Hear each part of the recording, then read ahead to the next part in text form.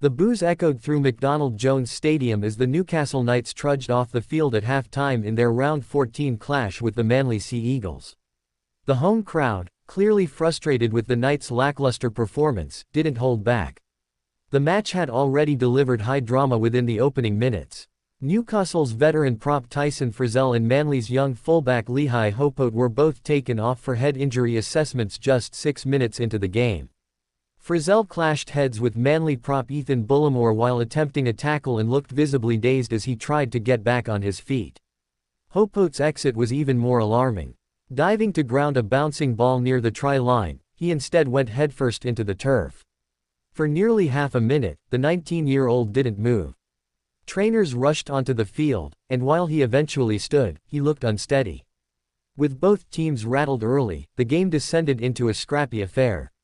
The Knights' first half was marred by poor handling, lackluster defense, and a lack of cohesion across the park. By contrast, Manly capitalized on the Knights' errors and looked more composed despite the early loss of their fullback. But whatever the Knights drank at halftime worked wonders. They returned to the field with renewed energy and a completely different mindset. Fletcher Hunt set the tone early, chasing a towering kick and outleaping Manly winger Kalyn Ponga to take the ball cleanly. Hunt didn't stop there. After falling to the ground on impact, he scrambled to his hands and knees and crawled the final few meters to score. The crowd roared. It wasn't pretty, but it was gritty, and just what Newcastle needed. Moments later, 5'8" Fletcher Sharpe followed up with a stunning individual effort. It all began with a line break from forward Pearce-Paul. Showing surprising agility for a man his size, Pearce-Paul put on a beautiful step and tore through the line after taking a slick short pass from Cogger. He ran 30 meters before drawing in a defender and sending the ball to Sharpe, who broke a desperate tackle attempt from Talau and dived over to score. In the process, Talau appeared to cop a boot to the face from Sharpe. He was soon taken off for a head injury assessment, becoming the third player in the match to suffer a head knock. ABC Sports sideline reporter Bridget Murphy noticed a tactical reshuffle from Newcastle as well. James Schiller, who struggled defensively in the first half at center, was shifted to the right wing. Fletcher Hunt moved into the left center position, a switch that immediately paid dividends. The second half began with Newcastle kicking off. Manly's Tofavo Asipili took the opening hit up with determination, but the Sea Eagles' set ended with a high kick that Newcastle fullback Kalyn Ponga safely collected. That play marked the beginning of Newcastle's territorial dominance. They gained meters more effectively, forced repeat sets, and pinned Manly deep in their own half for extended periods. With momentum behind them, the Knights looked like a completely transformed side. Their defense tightened, their passing became crisper, and their energy lifted across the field. The Knights' halves combination, which had looked disjointed in the first 40 minutes, started to click.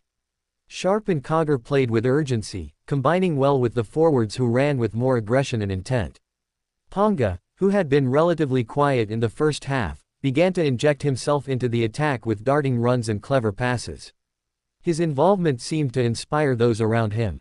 Another Newcastle try followed. A clever grubber kick into the in goal was chased down by second rower Dylan Lucas, who timed his dive perfectly to ground the ball millimeters before the dead ball line. Manly looked rattled. With their fullback Hopoate ruled out for the rest of the match, and Talau still undergoing a HIA, they lacked organization at the back. Errors began to creep into their game: dropped balls, forward passes, missed tackles. Newcastle pounced on every mistake. The crowd, so restless and angry at halftime, were now on their feet cheering every tackle, every break, and every try. Newcastle's bench players also made a big impact. Leo Thompson and Jack Hetherington provided strong carries and heavy hits, lifting the intensity.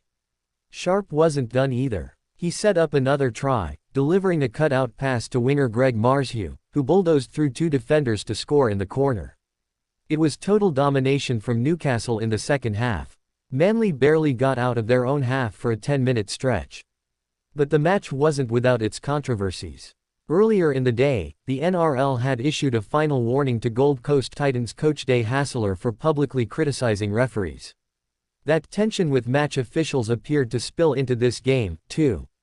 Manly's coach was seen remonstrating with sideline officials after a no-try decision in the second half that could have shifted momentum.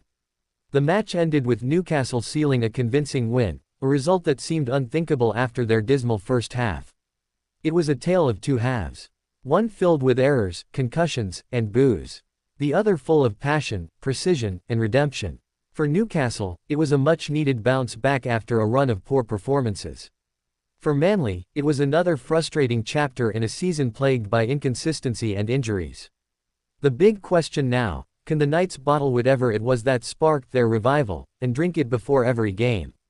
Because for 40 minutes, they looked like a team not only worthy of the NRL finals, but capable of making serious noise in September.